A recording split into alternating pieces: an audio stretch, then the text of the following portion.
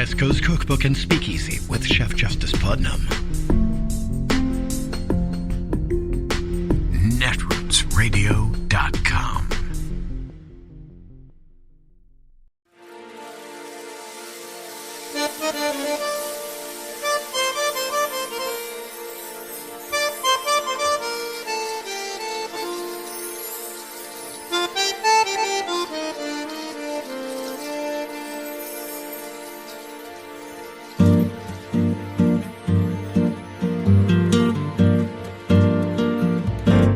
Je voudrais du soleil vert, des dentelles et des théères, des photos de bord de mer, dans mon jardin d'hiver. Je voudrais de la lumière, comme en Nouvelle-Angleterre. Je veux changer d'atmosphère, dans mon jardin d'hiver. Ma fleur sous la pluie de novembre, tes mains qui courent, je n'en peux plus de t'attendre. Les années passent, il est loin, là je tombe. Nul ne peut nous entendre. Je voudrais du Fred Astaire, revoir un latte. So Mark, we've got some news on the South Carolina congressional map. Can you speak on what we're waiting for at the Supreme Court? Okay, let me first say this is an absolute outrage. I mean, this is an outrage. What we're waiting on is a decision from the U.S. Supreme Court in a case that was argued in October of last year, in which both of the parties, the state and the plaintiffs who brought the case, in a racial gerrymandering case. Okay, this involves a claim of intentional discrimination against black voters of South Carolina in the way in which Nancy Mace's district was reconfigured after the last round of redistricting. And both the state of South Carolina and the plaintiffs, the black voters who are discriminated here, said to the Supreme Court, hey, we need an answer by January 1st. Okay, that's what they said. That's not an unreasonable thing to ask for. Here we are, they still don't have an answer. And in the meantime, the state of South Carolina has now gone back to the U.S. Supreme Court and said, oh, by the way, we need permission to go ahead and use the existing map, which is the map that had been struck down at the court below for being racially gerrymandered, for discriminating against black voters. And South Carolina wants to use that map again and make the black voters of that district suffer the indignity of having to go to the polls for a second time under a map that already a federal court of appeals panel has said, federal trial court panel has said, is unconstitutional, violates their constitutional rights. Where the hell is the Supreme Court in putting an end to this?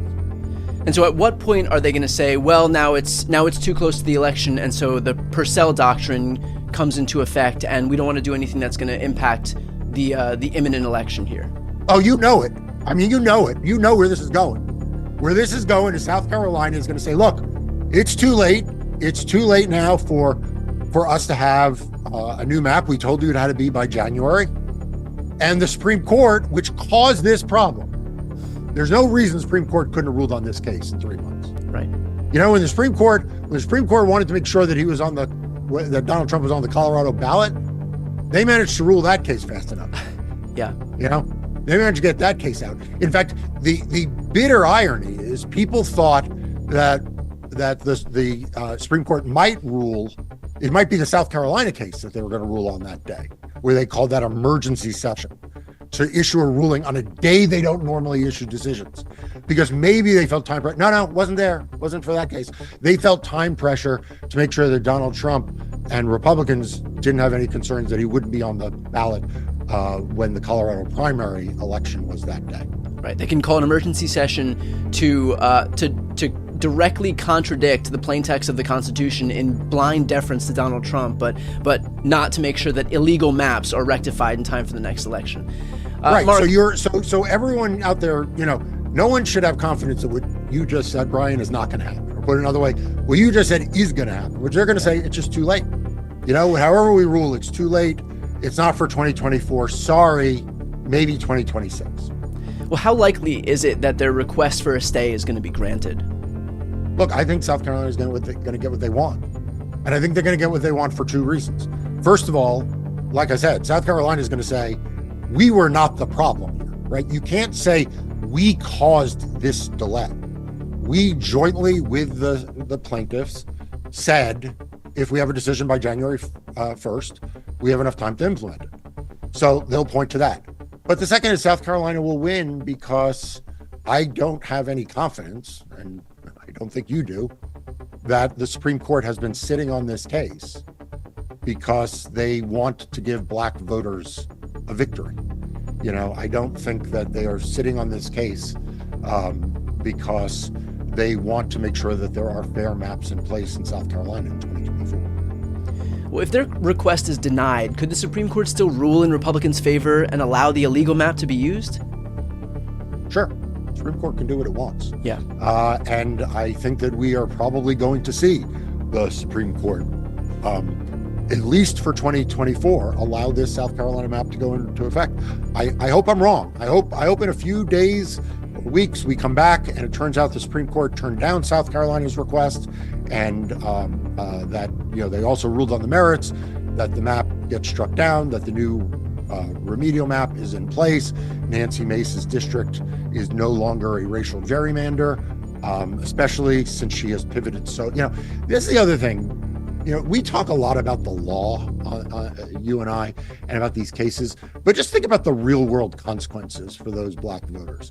Not only did they get shuffled around based on their race in order to make Nancy Mace's district have fewer black voters, but what have the remaining black voters in that district gotten for it? They've gotten a representative in Nancy Mace who has turned from being, at least sometimes feigning to be a moderate, to now being a cheerleader for Donald Trump and the MAGA extremists.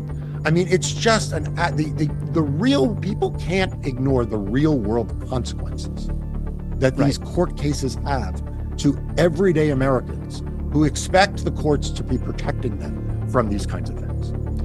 Is there any precedent here, regardless of when the Supreme Court might rule? They eventually will. Is there any precedent that might suggest how they're going to rule on this case? Look, the Supreme Court should rule in favor of the black voters here. I've had the pleasure in my life of appearing 4 times for the Supreme Court, won all 4. All 4 were racial gerrymandering claims that involved black voters being moved or categorized in how lines were drawn. They were all redistricting cases, and the Supreme Court was pretty across the board in those cases. You can go back and look at any of those, and you can see that it was not just liberal justices, it was not just conservative justices.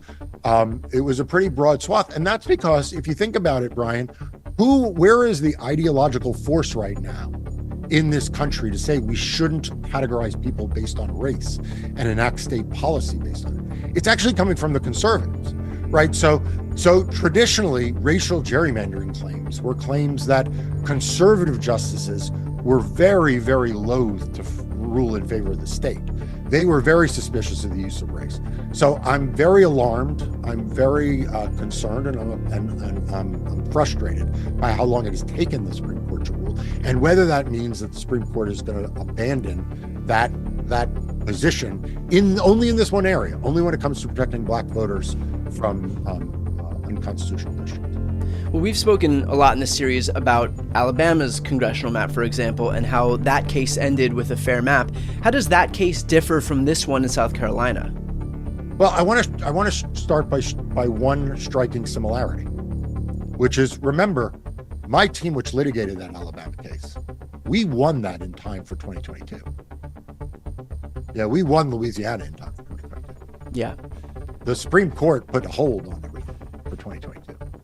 And it was only that, citing Purcell's too close to the elections, and it was then afterwards that we've now gotten relief for 2024. So, the delay tactic is something that Republicans have used time and time again across cases and across maps. There are different cases in that the Alabama case and Louisiana case were Section 2 cases. They claimed that the state failed to create black opportunity districts where they were required to. Here in South Carolina, it's actually quite different. What they did is they basically moved black people out of Nancy Mace's district because she didn't want black voters in her district. Yeah. Because she wanted it to be more reliably Republican. Because maybe she wanted to go more MAGA. and here she is. Yeah. To that point, Mark had mentioned that he represented the plaintiffs in that Louisiana and Alabama case. For those who are looking to support the work, the invaluable work that Mark and his team do, please sign up for Democracy Docket. It's the free news outlet Mark founded to focus on everything voting and elections. I'll put the link on this screen and also in the post description of this video. It's an amazing resource. I use it on a daily basis. Mark, what other maps to that point are currently being litigated ahead of 2024? So there are still cases in a number of important states. The Florida Supreme Court is still hearing a case involving that state's congressional map. And that's the 5th congressional district, right? Correct. And that is another example of a district that had been represented by a black member of Congress, a historically black district that Ron DeSantis just decided he wanted to do away with. In violation of the state constitution, just said, I'm going to do away with, notwithstanding the fact the state constitution clearly says he can't. So my team is litigating that case, and that's very important. There's actually a case in Utah that we're not litigating, but which Democracy Docket tracks carefully over whether that state's congressional district violates the state's constitution. It's an interesting case, and I wish them luck. And then, of course, we have a number of cases that are in various stages of the appellate process. Brad Rassenberger in Georgia is appealing a case in Georgia that he lost, that my team won, claiming that there's no private right of action under Section 2 of the Voting Rights Act, which would literally gut the remaining provisions of the Voting Rights Act. So much for moderate Republicans in Georgia. Right. And just for posterity here, which maps have been updated with the help of either your team or other firms that were representing the plaintiffs in those cases ahead of 2024? Alabama, Louisiana, which we mentioned, Georgia, which I just mentioned, Brad Rassenberger's appealing, and of course New York, which was a big victory to have there be a redrawn map. It is Thursday, the 28th of March of 2024, and you are in West Coast Cookbook and Speakeasy. I am your chef de cuisine, Justice Putnam. Gunner the English Bulldog is our snoozing sous chef. Precious, the little Yorkie, is our door girl. And she will be seating you directly for our especially special daily special, Metro Shrimp and Grits Thursdays. A little bit of jambalaya. A little bit of spice in your life. Oh my, just a tiny little. Okay, well, how are you on this Thursday? We're moving inevitably into Good Friday, which then means, well, Easter Sunday. And what happened on Easter Sunday? He has risen. Okay. And I'm just saying that, Joe Lieberman could come back. Look what they've done with Tweety. He keeps showing up on my TV all the time. How'd that happen? Somebody apparently didn't put the rock in front of that cave. So we got to give old Joe here a few more days, and then, we can wave goodbye. Or, I don't know, is that disrespectful? I hope so. God, that guy pissed me off. Anyway, beyond that, what else do we have going on in the world? Well, everything. Everything is happening in the world. And we'll touch on a few of them today because, well, that's what we do. And, do you guys have any plans for the holidays? Or some people are actually in a holiday period. Just saying. I had the usual suspect, religious, anti-public school, anti-democracy crank. And, he's a fairly large landowner, let's be clear. He can afford to be a crank, I guess. But pointedly asking me how I would feel, because I took him to task about, the religious bent on his homeschool, private academy, tax dollars going to those types of endeavors. I call them scams. And he keeps citing research that has been repeatedly refuted by actual established academics. But of course, if they're actually established academics, that means that they're wrong. They've been brainwashed and they're brainwashing us. But a church elder with 8 kids telling us, we got to get these private academies and starve public education because they're grooming our kids for a secular life. Damn right. We're a representative democracy, yes. Yeah, crank. God. So, of course, then he pointedly asked, how I would feel about, Muslim schools. Well, they're called, I think, madrasas. Come on. If you're going to start talking about this stuff, get your terminology right. But, how would I feel about, like a Muslim religious school or any of the other numbers, of different kinds of odd, exotic religions that all you liberals love, but you hate Christians. And I'm like, I really don't want to tell this guy, hey, who went to seminary school and who didn't, okay? But if I do that, then I open myself up to, either anti-Catholic BS or extremist Opus Dei BS. So I like to hold off, hold my cards close to the chest until I can spring it on them. But so I just responded as I usually respond, and that is no tax dollars for private religious school tuition. I've added the religious school part because of the predominance of the Christian attitude that the children must have. They cloak it in religious freedom, religious liberty. Actually, that's what it is. Religious liberty. The liberty to be bigots. No, you don't have that liberty. Not at least in the public square, okay?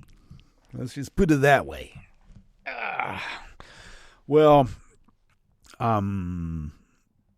Should we have all of these different religions vying for dominance in a representative democracy? The whole idea about keeping religion at bay, and what religious liberty meant is that you can practice your religion in any way you want, but when you're in the public square, you're an American. And we're voting on things for America. We don't want to have what happened in Europe for hundreds and hundreds and hundreds and hundreds and hundreds and hundreds and hundreds and hundreds of years. Let alone everywhere else in the world, people were fighting over religious dominance. Yeah. They're grooming our kids to be secular. Yeah, well, you know what? I'm a secular humorist. All right? Figure that one out, Jack. Okay. I'm actually embracing the sort of cantankerous old guy kind of position in life now. I'm kind of liking it. Never thought I would, but, times change. And so do we. Wow. All right. Oh, some more personal news that I should put out there. Little Precious, of course, will be getting her first knee surgery on April 10th. So a little more, let's see, Monday is the 1st.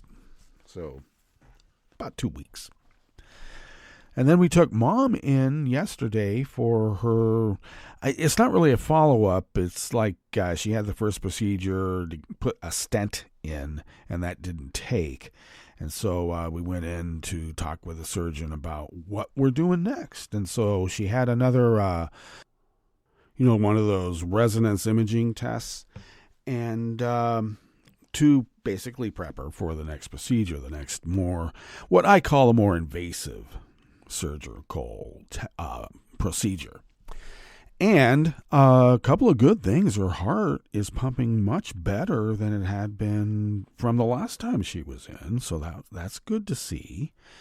And we're going to do the procedure, which is a little bit more invasive. And it's not putting in a stent. It's actually scraping the plaque out. Hopefully we get it all.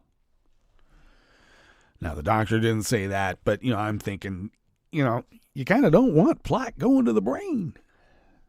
But it was also explained to me in previous visits how the machines work. There's a backflow procedure that pulls the blood and debris and everything back until they can, they can see pretty good with the imaging that they are able to achieve. Presumably fiber optics. I'm not sure about that, but presumably that's how they do it. I don't know.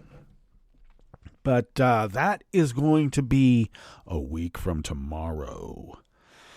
So next Thursday, of course, that's the day before, we will have a show, but I have to have Mom at the hospital at 5:30 a.m. local time, which means she has to be up a considerable time before that because she has to take the last shower with the Hebiclean, which is the antiseptic wash to get rid of any bacteria that might want to show up in the operating theater, and you don't want that. So 4 days of Hebiclean showers and clean sheets and all of that. But Friday we will not have a show next week. So tomorrow, yes. But I'm giving you a fair warning, and it is actually fair. It's we want this to happen rather quickly, of course, but that's good news. But it's still, a bit worrisome because people, have problems just having knee surgery. They get on the operating table, and next thing you know, they're intubated. What the hell? So, but there's no good outcomes by just letting it stay the course. And, it was explained, well, just because you had a stroke doesn't mean that you die. Yeah, no shit, Sherlock. It's called quality of life. And that's what we're trying to assure. And it's, I guess it's a gamble. I don't know. Yes, I do. But, odd position to be put in to sort of make these decisions. Mom's looking to my sister and I to make a decision for her. Mom, this is hard because we want you. So it's almost like a decision for us, isn't it? Ultimately, no one wants to have a stroke and no one should have one. And if we can avoid that, that would be a good thing. The doctor did explain, the risks, and there's always risks. But there's a greater risk of her having a stroke with a terrible bad outcome, whether that's death or something short of that. That risk is much greater by doing nothing than the procedure that we will be doing, which is about 1%. So keeping our fingers crossed that we're not special. That we're like normal, like all the other normal ones. We want that. Okay, back to the matter at hand. Why don't we give you a rundown on the curated part of the show, and so then we can move on. Yes, we will. Well, of course, at the top, that was Mark Elias from the Democracy Docket, explaining that gerrymander case out of South Carolina, that for some reason the MAGA SCOTUS seems to be slow walking. I wonder why. They fast track one thing and they slow walk another, and it doesn't seem partisan to me, does it? Does it seem partisan to you? Well, it does. Well, on the rest of the menu, 2 Los Angeles Times reporters attacked by Minnesota state troopers will settle a lawsuit with the state for $1.2 million. The Smithsonian's Latino Museum settled with an affirmative action foe who sued over pro-Latino discrimination. You have too many pro-Latino things here at the Latino Museum. Yeah, I hate these guys. And new boundaries for Detroit area seats in the legislature were approved by a federal 3-judge panel that had previously ordered them redrawn after finding the old map was illegally influenced by race. That was wordy. After the break, we moved to the chef's table where a British financial trader who manipulated a key interest rate, you know, the LIBOR, before and after the global financial crisis, lost his appeal to have his conviction quashed. Not overturned, quashed. And hundreds of protesters in Slovakia formed a human chain around the country's public television and radio building over a takeover plan by the populist pro-Russia prime minister. All that and more on West Coast Cookbook and Speakeasy. Bon appetit.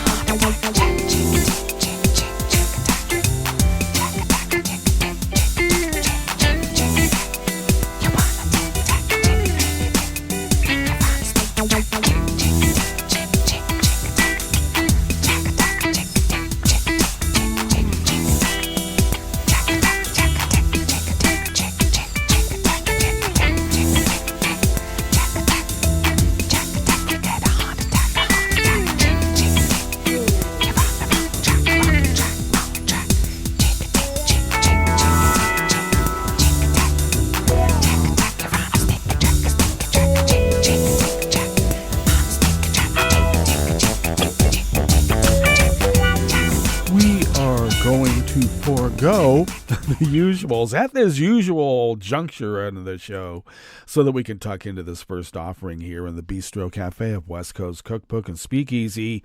Metro Shrimp and Grits Thursdays, by the way, okay? And it is by Hannah Wiley out of the Los Angeles Times. 2 journalists who were cornered and attacked by the Minnesota State Patrol as they covered protests over George Floyd's murder for the LA Times will soon settle a lawsuit with the state for $1.2 million. The pair, one current and one former LA Times employee, alleged the troopers violated their First Amendment rights. Well, that's not all by my book. The settlement stems from a violent May 30th, 2020 incident when staff photographer Carolyn Cole and Molly Hennessy Fisk, then the Times Houston bureau chief, were in Minneapolis covering the community's response to Floyd's murder by former police officer Derek Chauvin. I want to interject here at this point. These are not young girls. These are not journalists straight out of journalism school. These are seasoned veterans, 20-plus year seasoned veterans. Minnesota's governor had issued an executive order for a nighttime curfew in Minneapolis and St. Paul, but the directive exempted law enforcement, emergency personnel, and news media. On May 30th, after the curfew went into effect, the 2 reporters were covering a protest when they said state troopers ordered crowds to disperse. Even though they were wearing credentials, carrying media equipment, and identified themselves as press, the troopers then backed them and other media personnel into a corner against a wall and began firing projectiles and pepper spraying the group. Being attacked by the Minneapolis State Patrol 4 years ago was an experience no other journalist should have to face, Cole said in a statement. The photojournalist was pepper sprayed and suffered a corneal abrasion in her eye. Henry Fisk was bloodied after being hit multiple times by blunt projectiles. The two veteran journalists have reported for decades on dangerous conflicts and from war zones across the globe, but they said they had not been attacked in such a way by police until that evening. During my over 25-year career, I have covered numerous law enforcement agencies and protests in various states and overseas. This was the first time that I was attacked by authorities. Hennessy Fisk, who joined the Washington Post in 2022, wrote in a statement.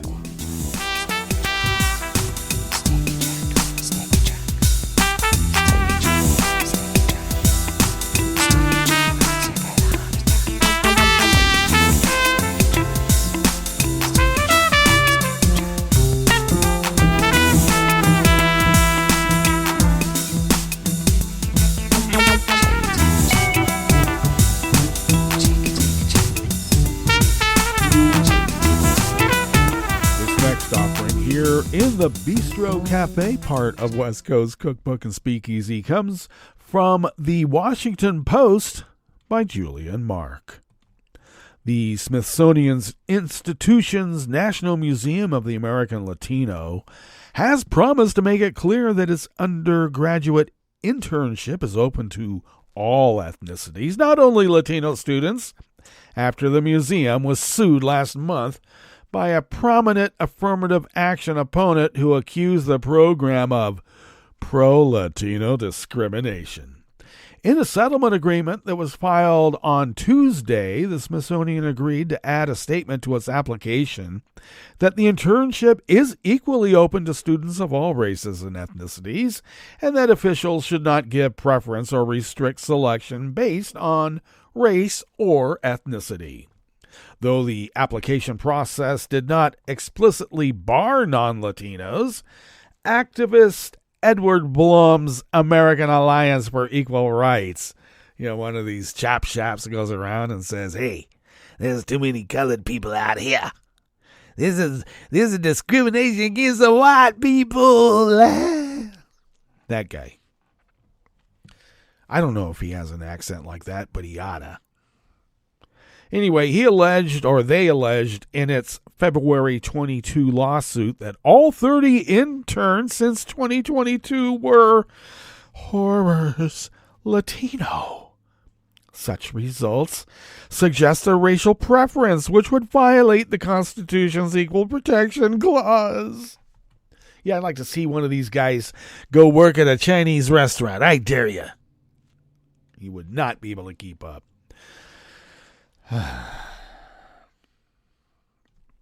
In an email, Smithsonian spokeswoman Linda St. Thomas said she would let the settlement speak for itself and declined further comment. In court documents, the museum said it has never considered race when reviewing internship applications. Federal diversity efforts have come under fire in recent years, especially since the Supreme Court last year upended race-conscious college admissions. In March, a federal judge in Texas ruled that the Minority Business Development Agency, a 55-year-old federal program created to assist minority-owned businesses in accessing capital and government contracts, could not limit services to only blacks, Latinos, and other racial minorities because white people have it so bad. Last year, the Small Business Administration was forced to overhaul its program for minority contractors after a Tennessee judge ruled that it could not base admittance on race. And just last week, the U.S. House of Diversity and Inclusion, created in 2020 to build a workforce reflective of the nation's demographic makeup, was dissolved as part of the government spending bill that was signed into law on Saturday.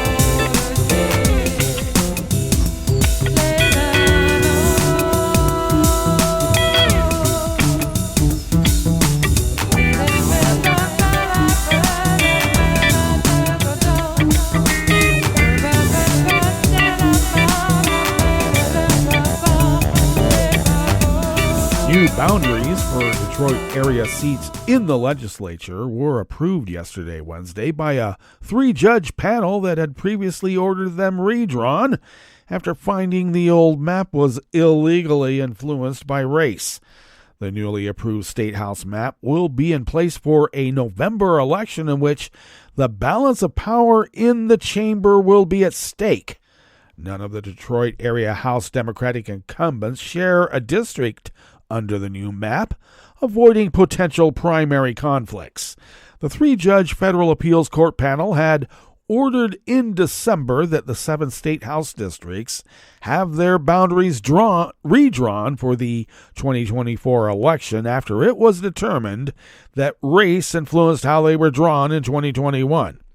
Although nearly 80% of the Detroit residents are black, the panel said that the black voting age population in the 13 Detroit area districts mostly ranged from 35 to 45%, with one being as low as 19%.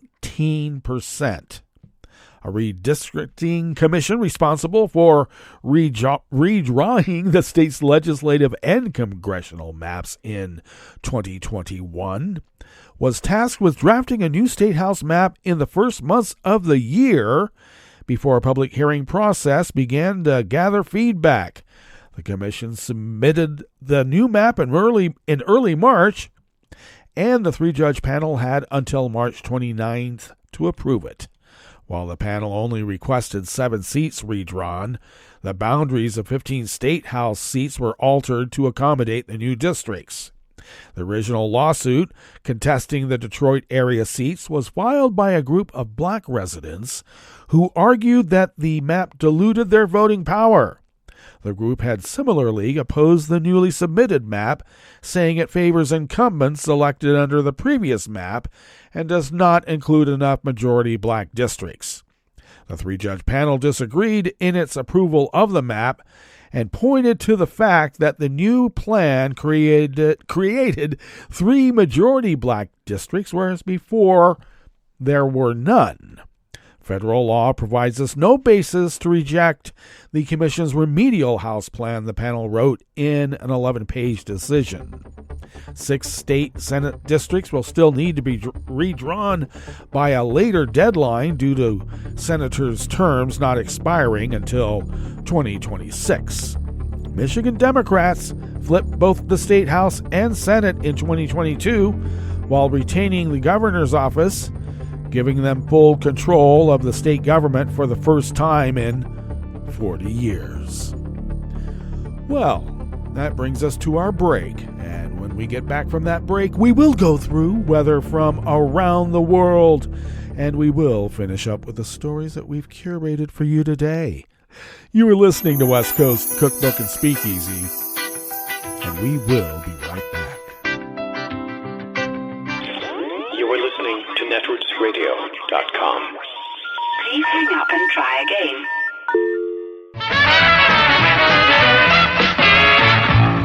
From a point at sea to the circles of your mind, a new force is at work for planetary transformation. New radio for a new Earth.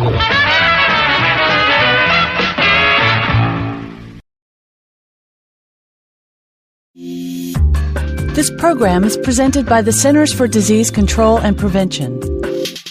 Research shows that when students eat healthy and are more physically active, they do better in school.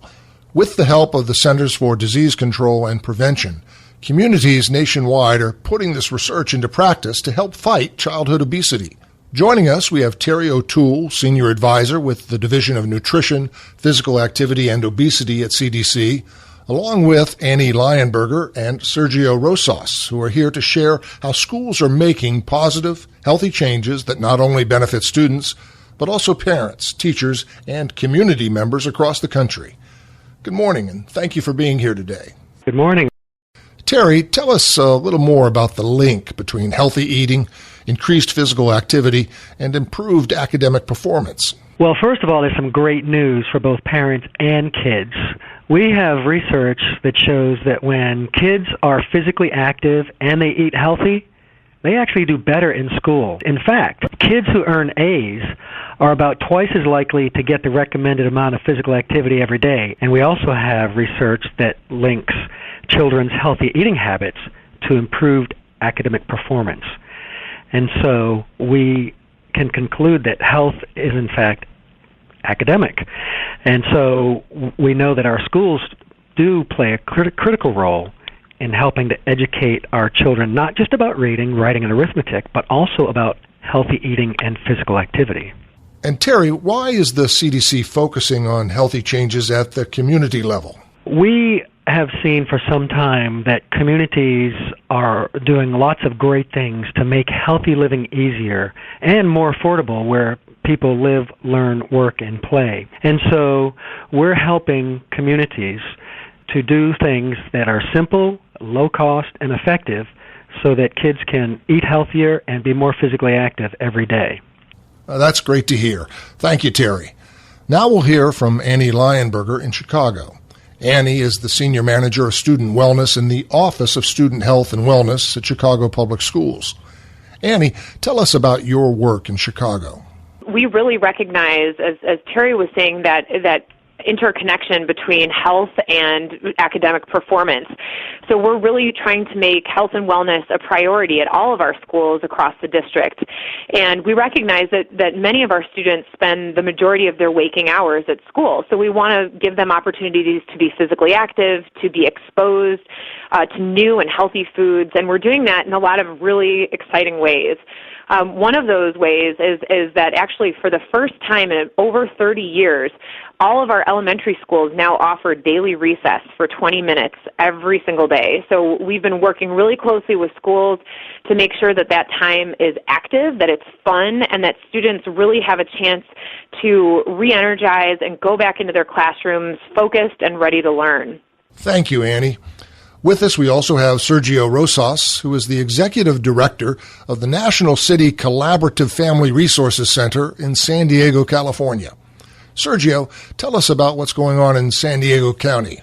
Yes, in San Diego County, the initiative started back in the fall of 2010, and it involved about 7 different school districts. And in the area of nutrition specifically, we were able to implement a program called Breakfast in the Classroom, which allows each student in the school to receive a meal at their desk while they're preparing the morning activities and the agenda with the teacher. We feared that there was going to be a mess, spilled milk everywhere and this and that, but the reality was that the desks are cleaner. The kids actually are not getting as much sick. They're not reporting to the nurse's office. And in one school, we had a participation rate of only about 26% of the students had breakfast. And within 3 months, we jumped that to about 92%, which immediately we saw the impact on attendance, tardiness, improved academics, and we started with one school back in January 2011, and today half of our schools have implemented this Breakfast in the Classroom program with the support not only of the teachers, the school management team, but also parents that volunteer and come in and assist with the serving of the breakfast. So parents can take part in these healthy changes as well. Of course, yes. In one case at Central Elementary School in National City, we have 700 students that begin the day doing the electric slide and the Macarena and all that. If you can imagine 700 students, their teachers and parents that come in to drop off their kids dancing to the same music for about 10 minutes or so before school starts. It's quite a sight to see. So how can students, parents, and teachers learn more about bringing programs like this to their schools? What can they do? Parents and students can check out our website at makinghealtheasier.org, and there they can see what other communities are doing across the country and get some ideas. And then then they can check with their schools directly. Parents can ask principals, what are you serving in school meals? And they can also speak up for physical education. For example, tell your school principal that you want regular physical activity and physical education as a regular part of the school day. Well, thank you, Terry, Annie, and Sergio, for being here today.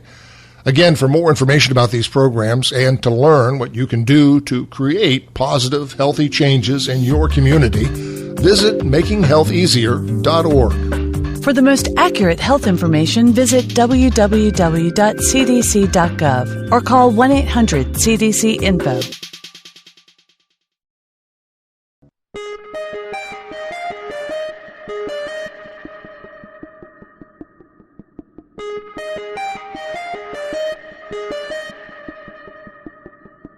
Hi, it's Tom. Could we humbly suggest your donation to netrootsradio.com? All we've got to run this 24-hour powerhouse of progressive resistance radio is what comes out of our own wallets. And you are our biggest donor. And it doesn't take much, $3, $5. Just go to the bottom of our netrootsradio.com page and hit our secure donate button. Heck, you can even make a recurring contribution, and you'll get a wondiferous pair of Netroots radio stickers for application to your backpack, your bumper sticker, or your banjo. Well, it's up to you which backpack you want to put it on. So donate what you'd like at the bottom of our netrootsradio.com's homepage, because you are our biggest donor. netrootsradio.com. Together, we are Resistance Radio.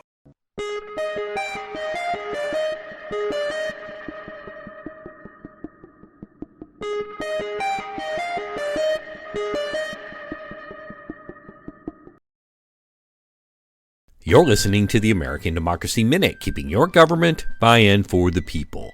Maintenance of voter registration lists is standard practice to remove voters who've died, moved, or are no longer eligible. But some hyper-partisan legislatures and state officials have weaponized the process. If you've moved or skipped voting in a recent election, your voter registration may no longer be valid.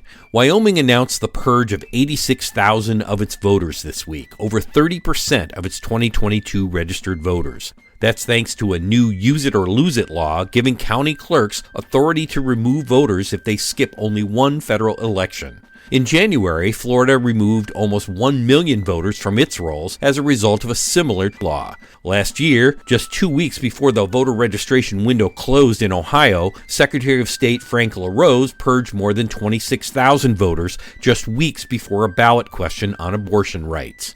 The remedy in many states has been same-day registration, but Election Day registration has been under attack as well, forcing registrants to vote by provisional ballot or trying to end same-day registration altogether.